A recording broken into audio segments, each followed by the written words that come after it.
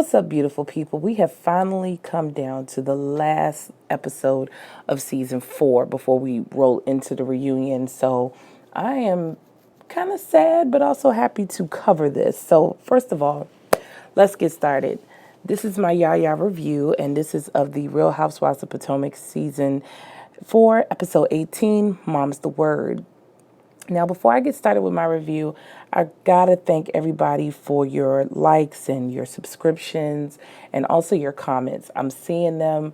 It means a lot to me because I like doing this and I'm very passionate about this show. I feel very passionate about it because it's another show that is full of women of color, and also to just see that some of these women are very successful.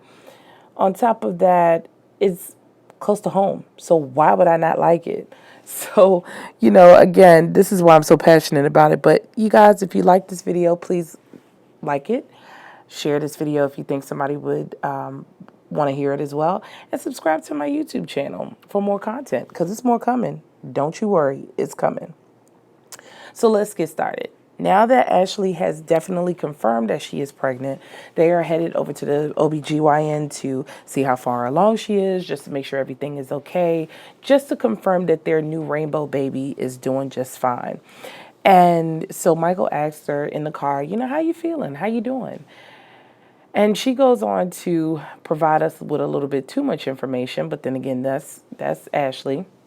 But she said that she had a self-loving session with herself, and after she did, she felt very crampy, and he was just sitting in the car looking kind of lost in the sauce. He just really looked kind of like lost and kind of just focused on driving. But then again, if you've driven down in Arlington, then you know what it is. Anybody that drives around the DMV area, you know how it is.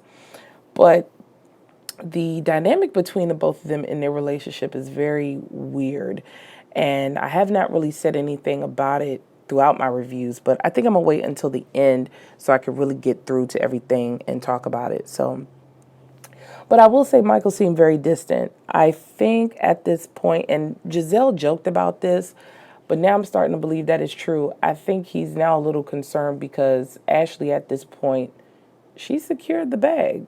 There's nothing really to say past that. That girl, she secured the bag. He already has kids. The kids are grown. They on about their business. And now here it is. This girl is getting ready to have a baby. Got to start all over again, Slim. And I think he had Ashley hanging off a cliff, holding on to dear life. And now that this baby is here, he has no choice but to pull her up because, yeah, that's just how it's going to roll. Anyway, I'll talk about that at the end. So Karen is ripping up 495. She's talking to her event planner about the reveal party for her La Dame fragrance.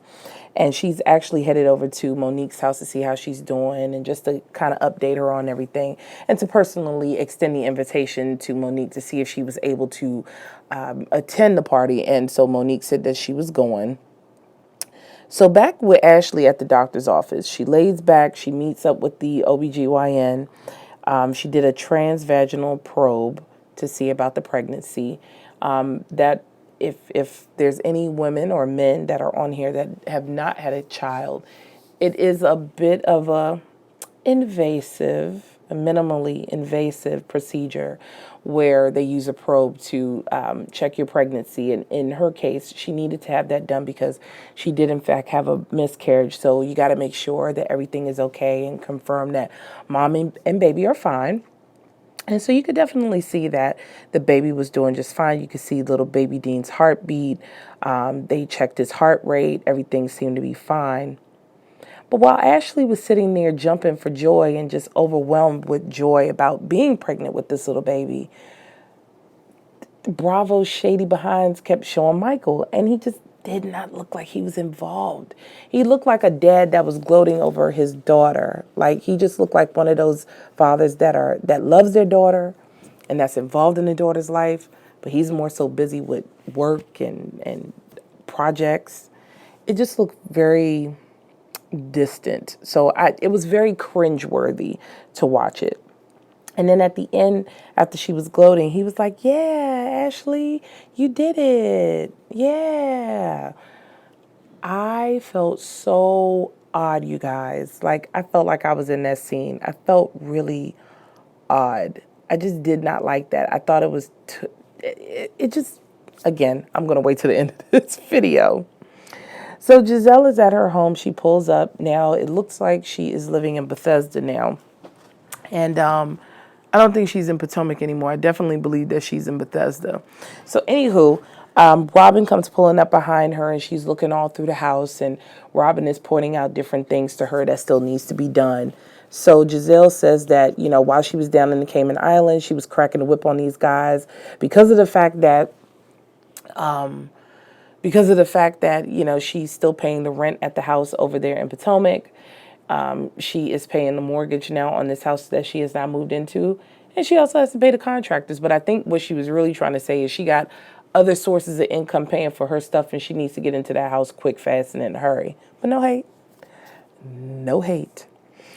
So Robyn points out a couple things to her. And so they go back outside and they're talking. And Robyn is excited to tell Giselle about the fact that Juan did agree to the finger tattoos, but Giselle feels like there should be more than just some ring tattoos. And she said that they are going to have a ceremony, but they're going to do it the Robyn and Juan way. But okay, whatever.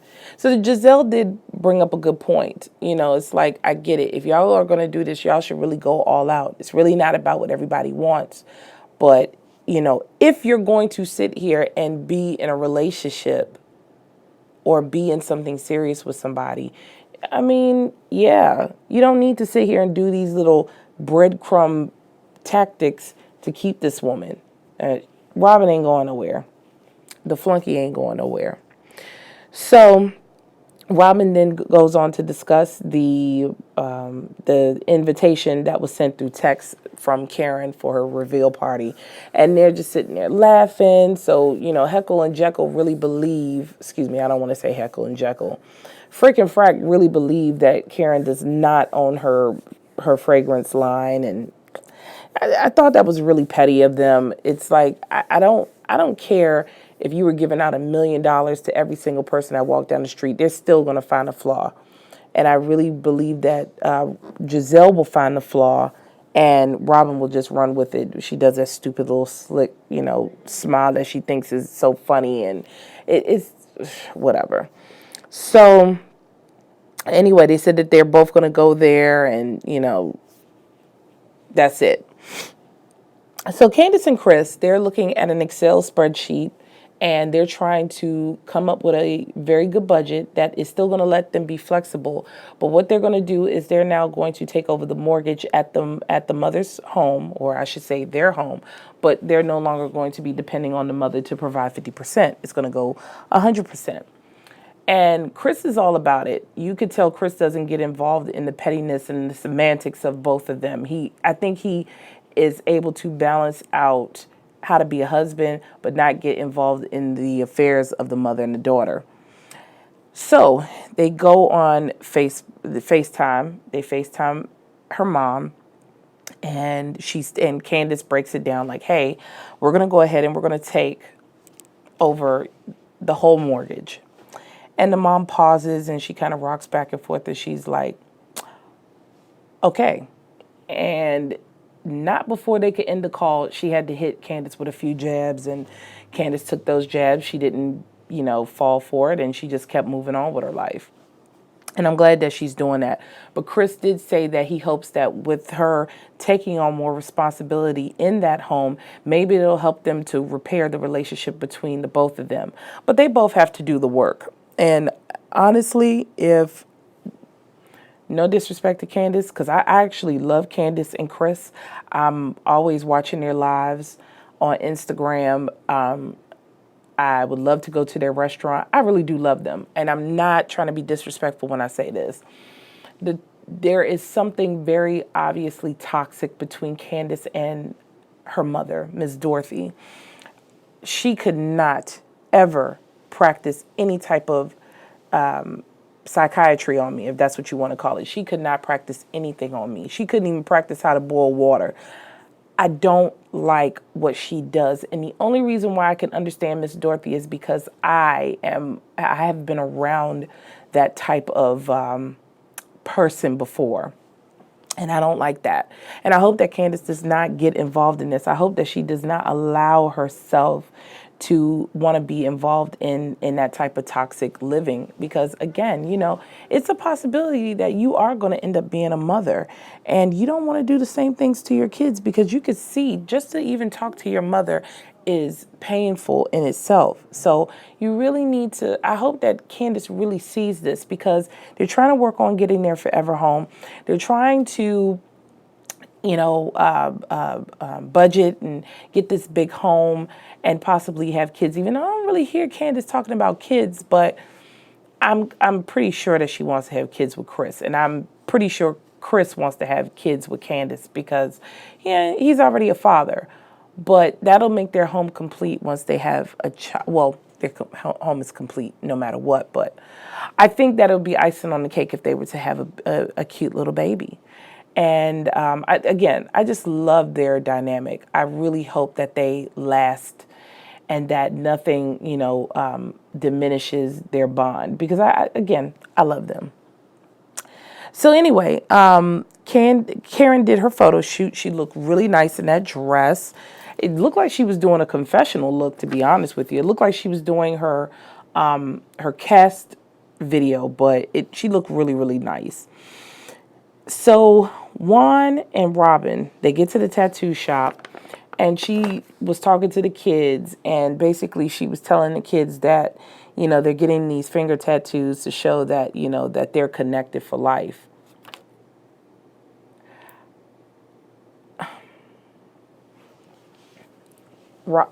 Robyn, I'm trying to wait to the end of this video. Robyn, you are somewhat delusional. You, not somewhat, you are delusional.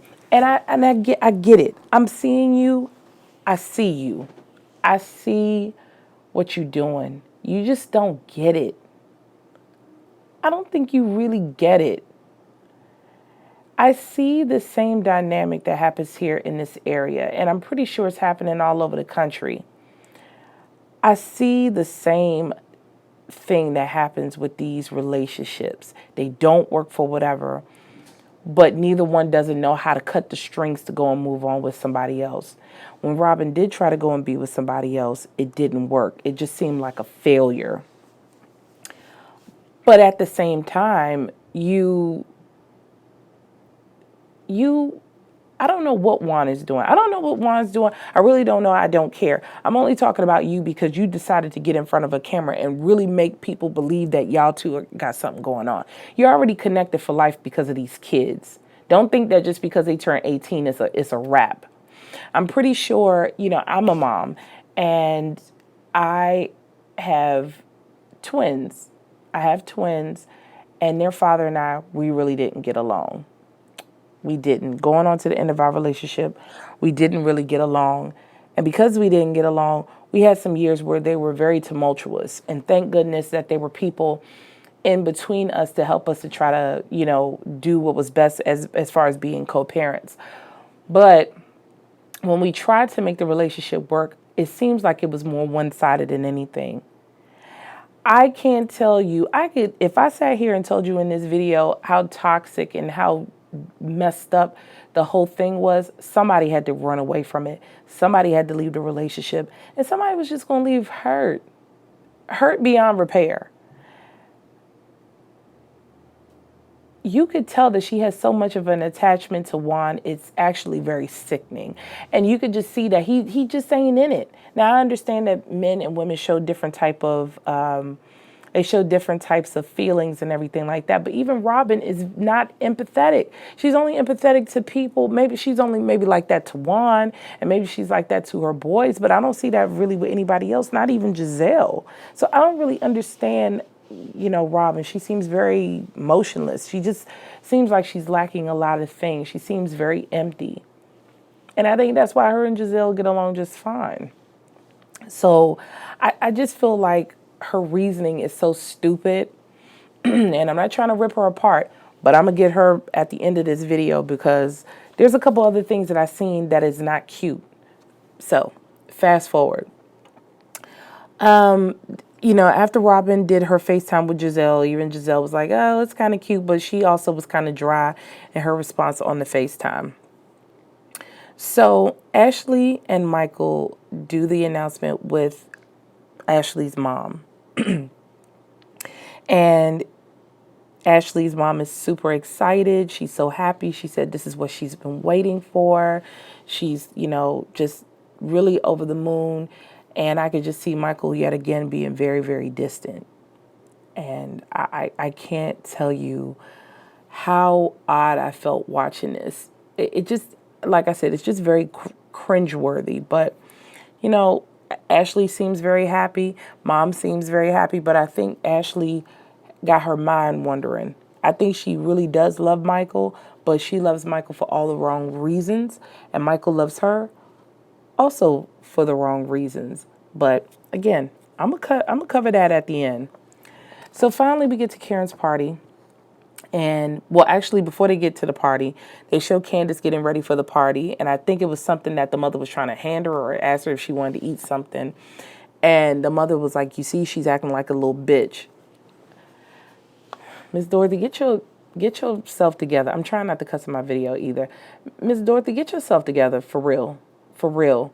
I hope you watch this show and realize how nasty you are. I want you to understand how vile you are. If you're going to be like that, you need to leave your daughter alone for a little while. Y'all need some space. Y'all need to breathe. Both of y'all. Because this is really toxic. So at Karen's party, Karen has on a very beautiful gold dress. Karen just gave it to me all season, except for that braided wig. It was atrocious. But Karen gave it, okay? Karen gave it all season, but she looks really nice in the gold dress. She's in good spirits. She's walking around. She's hugging everybody. Katie walks in. She looks really nice from her outfit down to the hair. She said she hadn't taken a shower and she didn't put on any deodorant. Damn it, Katie. But okay, Katie is Katie. So Karen offered some Coronas to Ashley. Ashley said she was just going to drink some water. So Giselle and Robyn come in. They greet Katie and they congratulate Karen at the same time. So Robyn and Katie kind of move over to the side and they get to talking. And Robyn was trying to see if Katie was going to say why she ended up leaving the island, but she didn't. And she goes on to say, well, I know who I'm not inviting on another trip again. So anyway, Giselle and Robyn try to touch the bottle, but of course Karen is guarding it. And, Ray comes over there joking around. He said, who's touching my bottle? Who's touching the bottle? Security. So then the host goes and she announces the fragrance. Everybody smells it. Monique was the only person that seemed to give it a really nice compliment, whereas Giselle and Ashley were trying their hardest to be a little shady. And Giselle, moves Karen to the side and says that she is, in fact, proud of her and wanted to congratulate her. So at the end of the party or at the end of the episode, Karen goes on and she, does a thank you speech to everybody, but she points out Giselle the most. And I think it went over Giselle's head that Karen was basically thanking her, but basically just saying that you were the one who doubted me the most. And now that this piece is out here, now that I have this fragrance out here, shut up, mind your business, and enjoy the fact that I am a business owner that will be more successful than you. So, yeah. Giselle, sweetie, nobody's really checking for you. Seriously, nobody's checking for you. Nobody's thinking about you. You don't have anything going on. You don't have much of a life going on. Honestly, you don't. Good for you on getting this house. But we know that you didn't get this house all by yourself. It's very expensive to live out here. Hell, I wouldn't even step foot out here. Number two, you have a very, very ugly spirit. You and Robyn combined. Y'all have very ugly spirits. Robyn, you another one. You don't have anything going on for yourself. You refuse to let yourself excel more in life because you want to hold on to a dead weight that is of the non-existent relationship that you have with Juan. it reads so hard. Anybody with half a brain could sit there and look at you and want and understand that you're not wanted by him, sweetheart. What he did to you last season on that camera was downright disrespectful. If you can't sit here and not take the time to sit here and read in between the lines that this man don't want you, I don't know what else could sit here and tell you that. And then you sit here and you make up these stupid excuses and try to analyze what the hell he meant. You're wasting my time. You're wasting everybody else's time. You got his money back and then some. Baby, you need to pack up your stuff up there in Hanover or Baltimore, wherever you are, and you need to move out somewhere and do what's best for you and your boys, because you are now teaching your boys that this is okay, and it is not okay. Again, this is one of the trends that you see out here, not only in this area, but all around the United States, all over the world. It's not cute. It's not cute. We only have one life to live. Why would we want to sit here and waste our time being with somebody who is just simply not worth it? Seriously, why would we want to sit here and mess with somebody who I just wouldn't do it. I couldn't do it. Secondly, when it comes down to Ashley, you're looking for a father figure. You're having a child with a man that you see as your father. I ain't too surprised if off camera you calling that man daddy. Y'all both spew this father and daughter relationship. I think he had boys, so he never had a girl. So I think that there's some nastiness going on there. And you're okay with it. But you wanted to secure the bag because that was one of the main things that you were trying to do.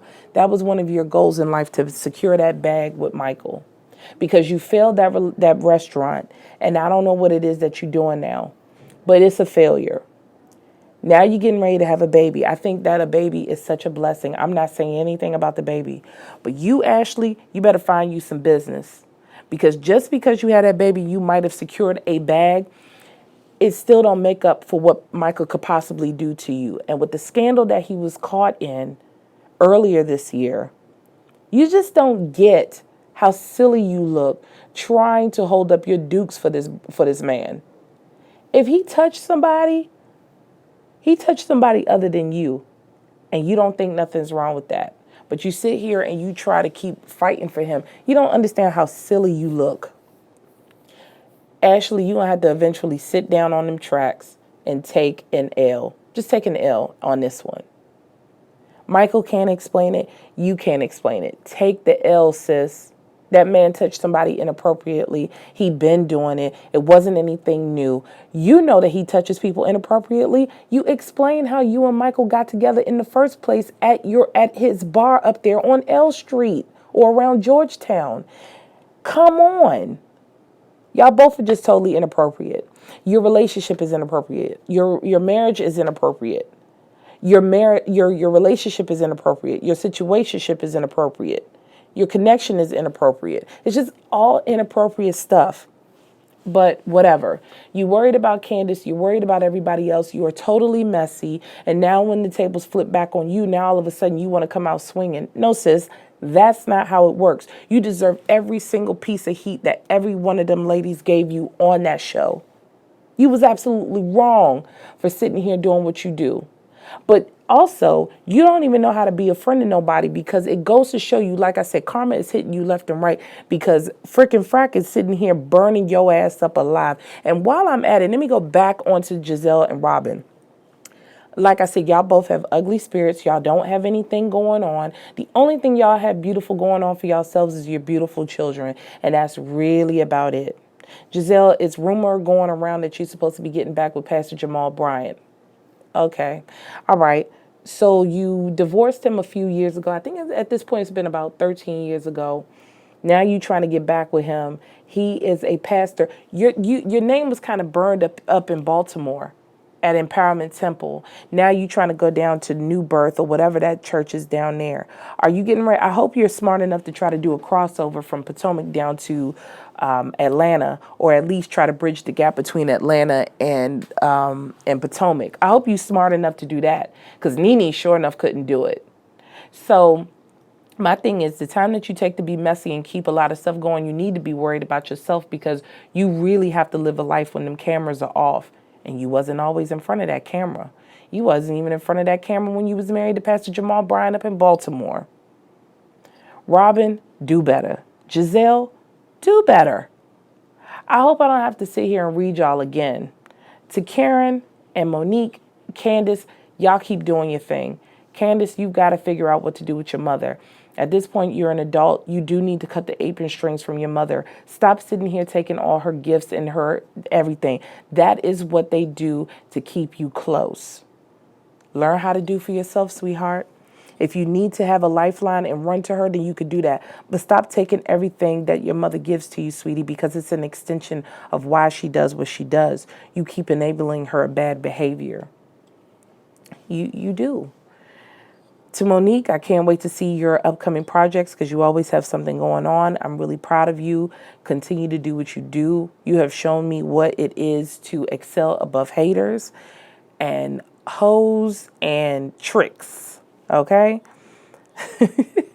To Katie, I can't wait to see more of the projects that you do. I actually hope that you come back because you did have a lot of insight to put towards these ladies. And kudos to you for exposing Robyn, even though she didn't really have much of a comeback.